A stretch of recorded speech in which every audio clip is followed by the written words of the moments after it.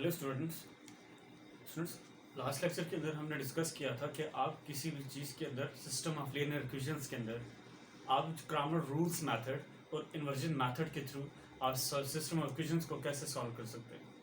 आज का जो लेक्चर हम डिस्कस कर रहे हैं कि आपके पास है generalize system of linear equations and general form of linear equations.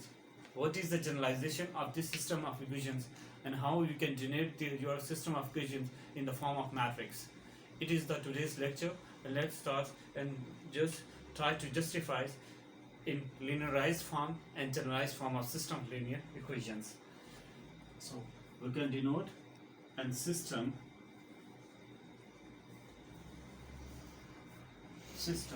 in which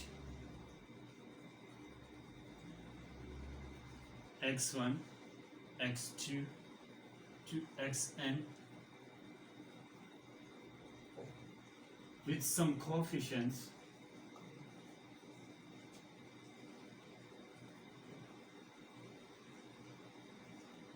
that is we can denote the coefficients that is your a1 a2 some like this way and some constant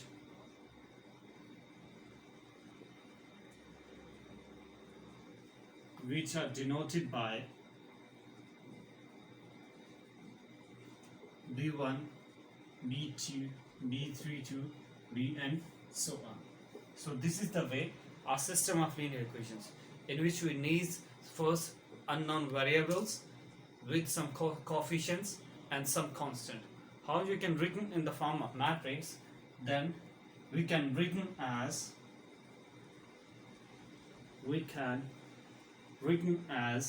that is a1 x1 plus a2 x2 so on an xn is equal to some constant. हमने यहाँ पे क्या लिया आपके पास, that is your b1.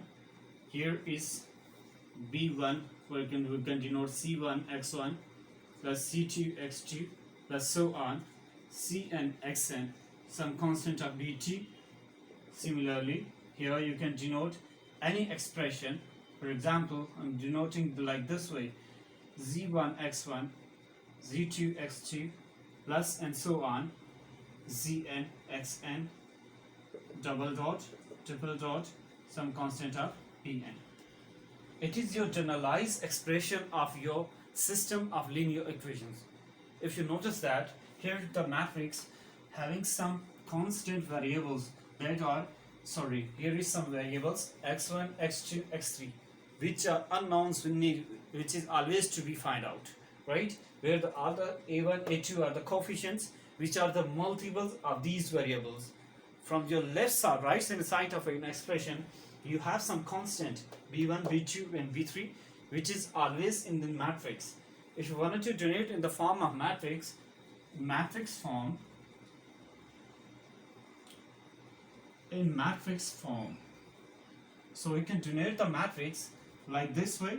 Here is a1 a2 to an, here is c1 c2 to cn, here is z1 some constant of z2, here is zn, and your all this constant will be in first column like this way, x1 x2 to xn, and your this expression here expression that is b1 b2 to bn.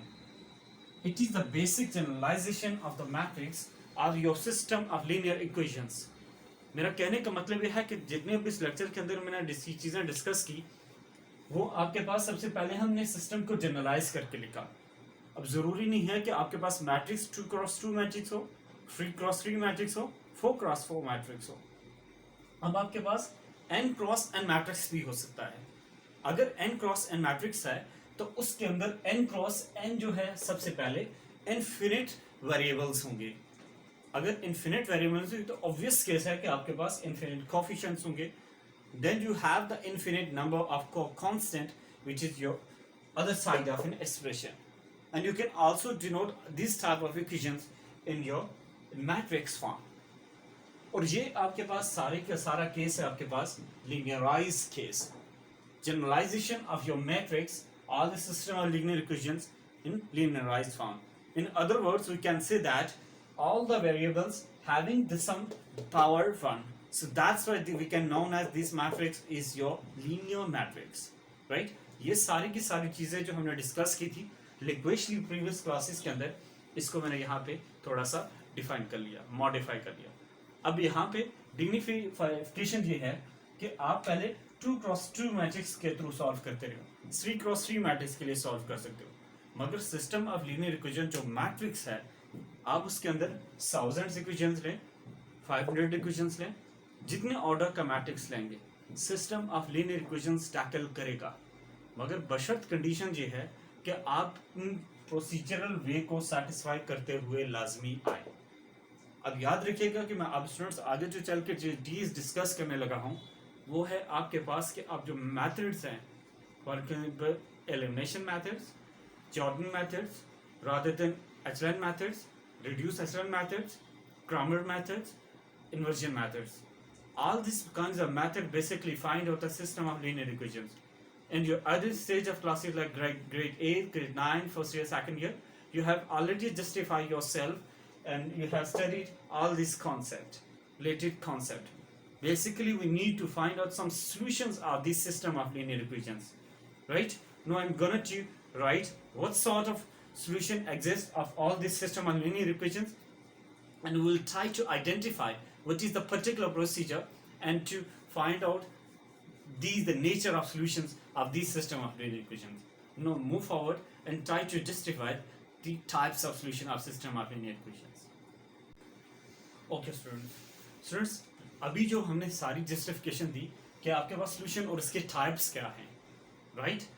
अब students देखिए कि early stage of classes के अंदर आपने एक definition पढ़ी थी which is undeniable. आपको बोल लेनी चाहिए कि भाई सॉल्यूशंस होता क्या है किसी भी सिस्टम का, राइट? सॉल्यूशन क्या कहते हैं? फॉर एग्जांपल मैं आपके सामने एक इक्वेशन लिख लूँ यहाँ पर x + 1 = 0, राइट?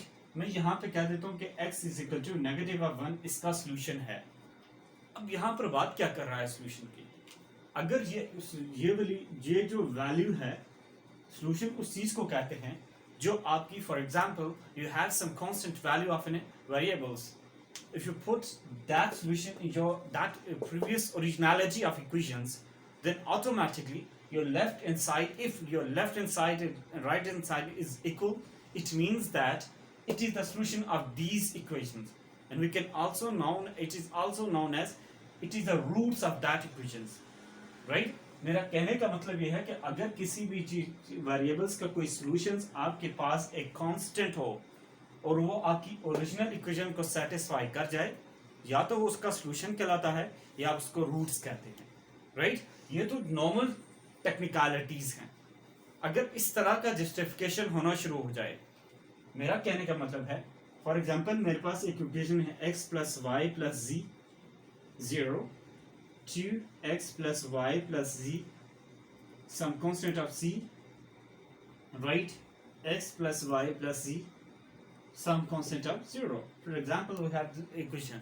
Just generalization बता रहा हूँ आपको. It is not a specific example.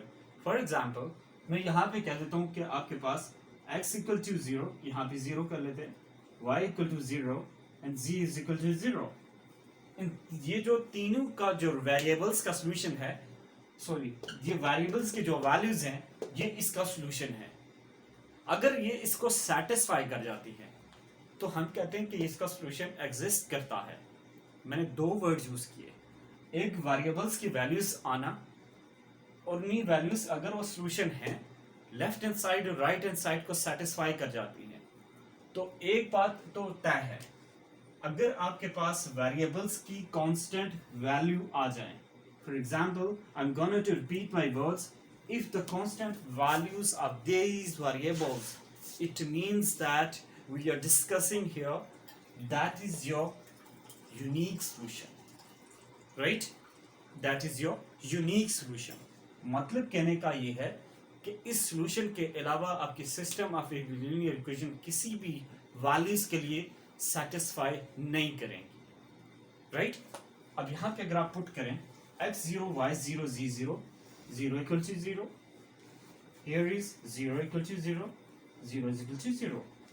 Three system of equations के अंदर अगर आपने पुट किया, आपकी लेफ्ट और राइट इक्वल आ जाए, तो ये आपके ऑब्वियसली एक चीज आइडेंटिफाई कर रहा है कि आपका जो ये जो जस्टिफिकेशन है ये that's true. It means that discussion of the solution is true. अगर इस तरह का सॉल्यूशन आ जाए, इसको कहते हैं that is your unique solution.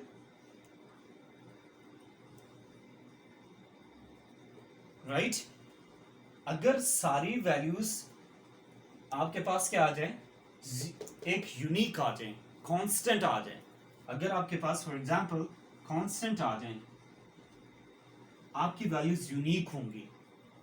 साथ ही मैं इसके साथ एक चीज ऐड कर रहा हूं, वेरिएबल्स के अंदर अगर वेरिएबल्स के अंदर ऑल जीरोस आ जाए, all zeros, then solution is trivial. Solution is trivial. अब solution trivial क्या कह रहा हूं? अगर आप यहां पे सिस्टम ऑफ इक्वेशन देखें तो इन तमाम वेरिएबल्स के वैल्यूज हमारे पास जीरो आई, which is the indications of that is your trivial solution, right? और अगर यहां पर other values आ जाए, for example here is some 0 1, here is some constant 0, एक भी वेरिएबल की वैल्यू 1 आ जाए जीरो के अलावा, the first thing is that trivial solution is that all variables give your zeros values, then we can say that it is the trivial solution of that system of linear equations, right? In other words, for example minimum conditions for non trivial solution, दो की zero हो, एक की भी आपके पास non zero हो जाए, ये नॉन पॉजिटिव नंबर आ जाए, तो हम कहते हैं कि आपका सॉल्यूशन नॉन ट्रिवियल हो जाता है। क्या हो जाता है आपके पास? Non trivial solution. It is the basic discussion. I am going to repeat all my words again. सबसे पहले मैंने बात की कि अगर आपके पास वेरिएबल्स का सारा, फॉर एग्जांपल तमाम वैल्यू जीरो होगी, एक तो कॉन्सिस्टेंट की बात होगी और सॉल्यूशन यूनिकनेस हो गया, राइट? फिर मैंने यहां पे कहा कि जो सॉल्यूशन है ट्रिवियल केस के अंदर आएगा। ट्रिवियल ये है कि आपके पास वेरिएबल सारे जीरोस जनरेट कर दे, राइट? अगर आपके पास ये केस आ जाए तो हम कह देते हैं कि solution is trivial of that system of linear equations. In other case, for example you have some minimum solution of any system of linear equations, you can say that solution is obviously consistent. There is, which is undeniable your statement, right? But remember one thing, solution will be non-trivial, right? ये सारी justification थी। मैं इसको दोबारा से properly अब आपके सामने डेफिनेशंस लिख देता हूँ। कंसिस्टेंट की भी बता दूंगा, फिर आपके पास ट्रिवियल की भी बता देता हूँ, नॉन ट्रिवियल की भी बता देता हूँ, ताकि आपको क्लैरिफिकेशन पैदा हो जाए कि जो टाइप्स ऑफ सॉल्यूशंस हैं आपके पास वो क्या होती हैं। फिर साथ ही ये भी बता दूंगा कि यूनिक के अलावा आपके कितने टाइप के सॉल्यूशन एग्जिस्ट कर जाते हैं, राइट? तो चलिए देखते हैं आप स्टूडेंट्स। अभी हम जो चीज को डिस्कस करने लगे हैं वो आपके पास है unique and trivial solution, right? अब यहां पर देखिएगा ट्रिवियल और यूनिक सॉल्यूशन की बात क्या करूं। A system has unique solution, has unique and trivial solution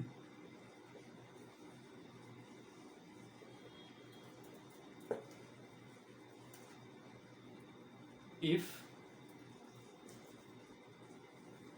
all variables has zeros values, right? For example, x plus y equal to 0, x is equal to 0, y is equal to 0. मैंने क्या कहा कि a system has unique and trivial solution if its all variables has zeros values, right? Here I am talking about zeros values, not zero, right? Zeros means couple of your zeros, right? In other words, we can use a word that is n tuples. n tuples, which is the identification of your bundles of zeros, bundle of matrix of zeros, couples of zeros of any variables, right?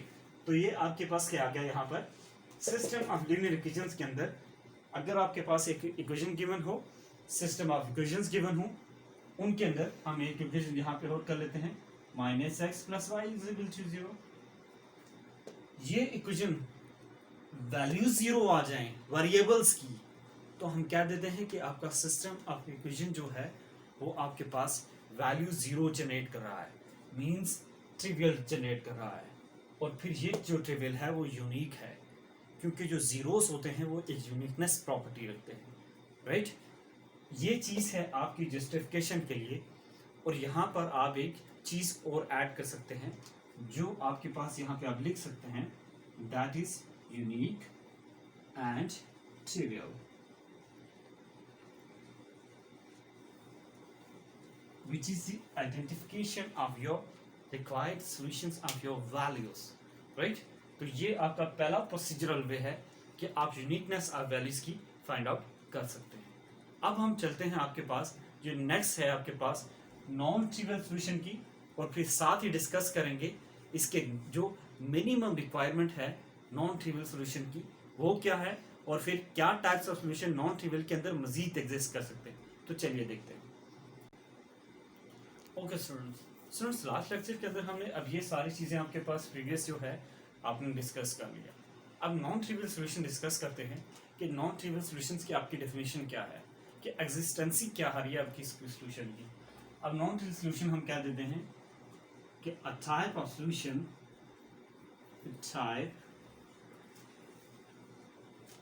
a type of solution of system of equations, system of linear equations other than zeros,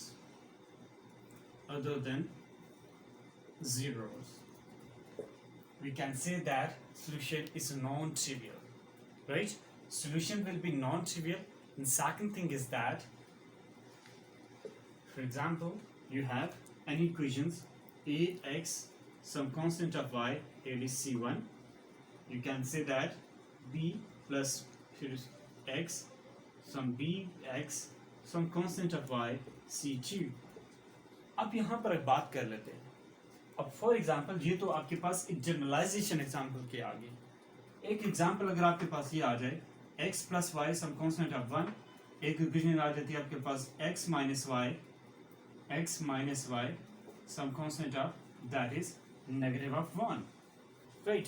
इस तरह की अगर आपके पास equation हो जाए तब आप इसको कैसे जस्टिफाई करेंगे। फॉर एग्जांपल इनका सॉल्यूशंस आ रहा है आपके पास x = 1 और y = -1। अब यहाँ पर अगर आप देखिए जस्टिफिकेशन क्या है आपके पास, जस्टिफिकेशन ये है कि आपके पास वैल्यूज नॉन जीरो आ रही है। यहाँ पे क्या गया, a system of linear equations other than zeros, a type of solution of system of linear equations other than zeros, then we can say that the solution is non-trivial। मतलब कहने का non-trivial ये है कि जो zeros की shape exist ना रखता हो, right? अगर स्टूडेंट्स नॉन जीरोस रखता हो तो इसके अंदर आपके पास दो टाइप के सॉल्यूशन मजीद आ सकते हैं। एक आपके पास आ सकता है finite and other is infinite solutions।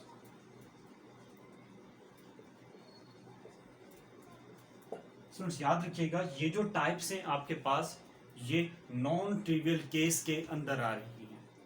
I gonna to repeat my words, non trivial के अंदर finite and infinite many solutions further आ रहे हैं।